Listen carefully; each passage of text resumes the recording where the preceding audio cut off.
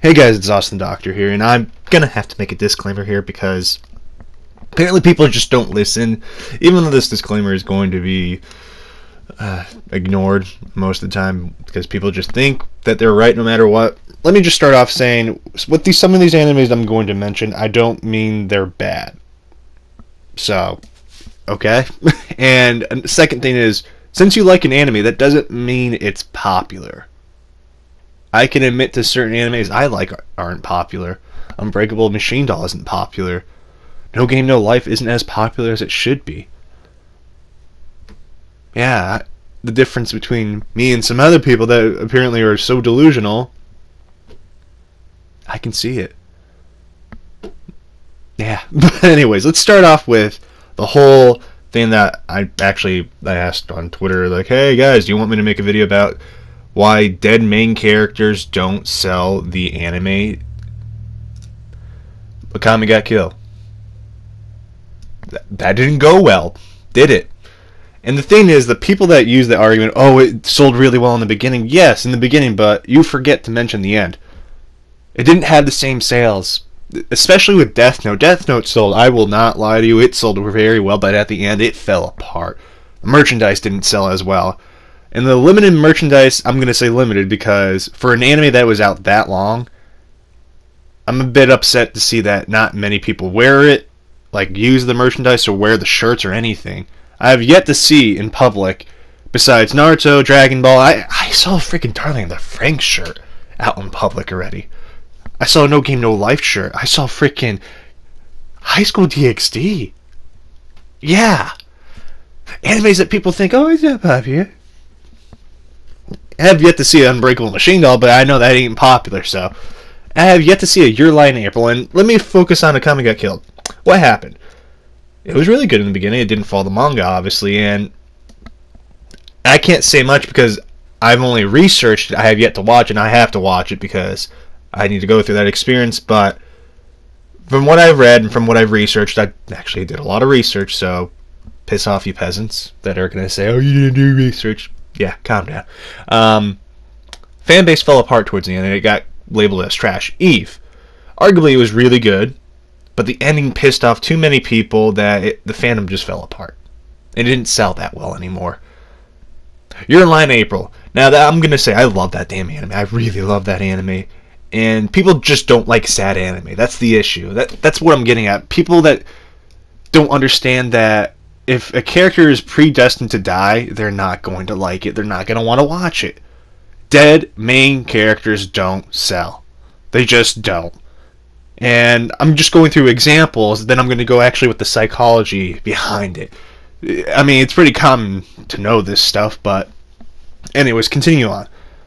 Angel Beats is arguably the only one that I could say it works, especially with Your Lie in April, but Your Lie in April, it pissed me off at the end, but it's one of those animes that you have to like, and it wasn't that popular compared to what people think it was, and I wish it was more popular. I wish people would accept that anime, and I know, oh, you're contradicting yourself, and yes I am, I know I am, but I'm, I guess, woke?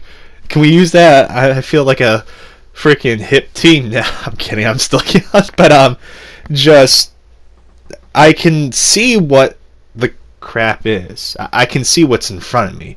Unlike a lot of these delusional people, they're claiming that Death Note's the best thing in the freaking universe and it sold more than Naruto at points, and I'm just like, calm down.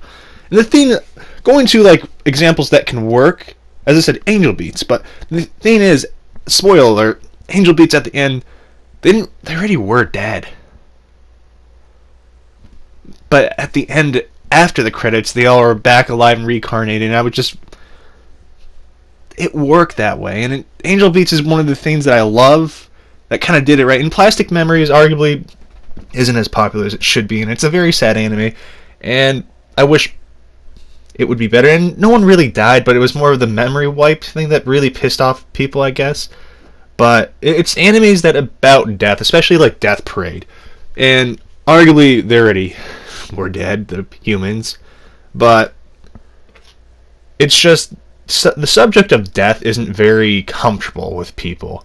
Death in general isn't comfortable to talk about, especially even if a fictional character dies. And the only place I see it work is in literature. I don't see it work in anime ever that well. And when I say all anime, I don't mean every single damn anime. As I said, there's some few exceptions. I have to make that crystal clear. As I said, Your Lie in April and Angel Beats are the only ones I could consider. And if you use Cowboy Bebop, you're an idiot. I'm just being completely honest, because Spike was neither dead or alive. Author never confirmed it. He's not going to, so you can't use that as an argument. Just saying. And I know people get butthurt when I say main characters don't sell. I mean, main characters that die don't sell. Because they keep using Death Note, and I'm saying, yes, Death Note was really popular in the beginning because, you know, it was cool, fresh, hip, and towards the end, everything fell apart. I mean, it fell more apart than the usual anime, and it makes the fandom leave when you kill off people like that, and it hurts the revenue. Arguably, you could argue, oh, it did get a live-action movie. Yeah, anything in Japan gets a live-action movie at this point. I don't know if you've actually paid attention to that. Unless, you know, you don't do your research. I'm pretty sure people don't. But a lot of well, literally almost anything can get a live-action movie in Japan. But in America, yes, Death Note got one, and it was god-awful. And then you weren't very happy, and arguably that didn't have much traction compared to Dragon Ball and Naruto. And arguably Goku has died and came back, but the thing is with Goku, I know people are gonna like, oh, Goku came back, you know, I still buy his stuff when he was dead. Yeah, he was an angel, but you knew he was gonna come back, because, you know, Dragon Ball and Naruto are completely different things. And I will say, in Naruto, when Jiraiya died, that hurt. That was the most painful death I've seen in anime so far, because I love Pervy Sage. Jiraiya, peace out to you, Jiraiya, man. But come on now, people, stop living in this bubble that you are in a circle jerk, I guess, with the fandom, that you think it's popular, because it isn't. You know what is popular? Naruto, Dragon Ball, One Piece, Sword Art Online. Yeah, accept that. As much as I hate Dragon Ball, One Piece, Fairy Tail is popular. I hate Fairy Tail, but it's popular. Fate series is popular. I can't watch that stuff. There's things I don't like that are popular, and I can accept they're popular. But when you are going on your little vindictive behavior of calling, oh, banging on babies, you just ruined the story, you got to remember, at the end of the day, they're in a business. They're not making a story to sell. That whole thought process has gone out of the window with anime at this point, because they're copying each other at this point, and I feel people fail to see that the competition in anime in Japan is very different from the competition in TV, like television shows in America. It's fierce. As we learned with No Game No Life, the illustrator was falsely accused of tracing, and he got his career ruined. Almost ruined No Game No Life, but that's the point I'm getting at. And it's just, the whole psychological part of this is, I know this is a weird thing to use, but when you have a actual like family member that passes away, you have their kind of photo or your favorite pet, you don't feel comfortable having that around anymore. Unless you have never met them and they're like your great-great-great-great-grandparents, you've never met them before, they're in freaking black and white pictures, you don't get bothered by that, because you didn't know the person, you didn't learn about them, you just know that they're a family member. And comparing this to like fictional characters, once you start to learn and see this character act, it kind of almost feels real and surreal at the same time. And people blur that line, and sometimes it's really bad. I'm making this video out of kind of hope that people won't go overboard as much as I thought they would with certain things, especially with Darling in the Franxx. I really hope they don't kill off Zeratul and Hero. I have hope they won't, because it would be business suicide at that point, and I know people couldn't handle it, and we might actually see the biggest anime kind of backlash in history, because dead characters just don't sell in. Going to more of the psychological thing, losing someone or losing someone you know isn't very easy to accept, and you don't want to kind of hold their picture right in front of you and carry it all around. And going to like merchandise wise, like Darling the Franxx, 02 is on a lot of things. As I said, we have mugs, freaking t-shirts, mouse pads, hats. I'm pretty sure we're gonna have some freaking customized controller, some sticker. I'm pretty sure they have stickers. They have keychains. They have anything you could picture at this point. And yes, you can go on Amazon and try to find it. You're not going to find it on Amazon. Go to the Japanese Amazon if you want to find that. But it's just the amount of merchandise with 02's face on it is extremely funny if they, decide, oh, we're going to just kill them off because we like to screw ourselves in. That's what I want to get. I want people to get out of this with the whole Darling the Franxx situation.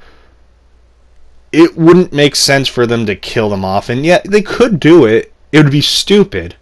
It would be really stupid and very unsafe for them to do that. Because I'm not threatening them. I'm just telling people to calm down and not go crazy. And I'm pretty sure they're going to go crazy. And I just really hope everything goes well with Darling the Franxx. I hope they don't screw up their entire work. I hope they learn from Gurren Lagann. Especially the Gurren Lagann director. I hope he learns from his mistakes with that. And a lot of people still don't like that ending. And arguably, Gurren Lagann, you want my short review about it. It was good. Middle kind of fell out of proportion and kind of got a little boring. But at the end, it was good. But it wasn't as good as it could have been. And I get where people are coming from, man. I just hope that director learns. And a little piece of advice. I know I keep forgetting to actually put this in the video. But do know that A1 and Studio Trigger do not own the IP of Darling the Franxx. So you can't use that argument, oh, they're going to pull off a Gurren Lagann, they're going to pull off their usual thing. No, they don't. Aniplex. They own them. Look it up, as I said on the wiki. I feel like I said this in the video before I recorded, but look it up, please. It wouldn't hurt. And I really hope people kind of calm down, and if it does happen, as I said, I can't defend the director if it does happen. I'm trying to do my best not to have a big backlash against them and kind of have people calm down, even though there's some YouTube content creators that are stirring this stuff up, and I don't get why. I get, yeah, you get views, but come on, do you feel good about yourself at night just knowing that you stirred up crap? I don't. I rather have people talk about anime and enjoy anime, but it's always a damn big war in the Reddit and the Facebooks and all this stuff. It's all really bad. But anyways, guys, I hope you get something out of this. I know some of you are going to try to argue, even though it's not going to make sense. But I hope you have a wonderful day, and I will see you until the next time. Peace.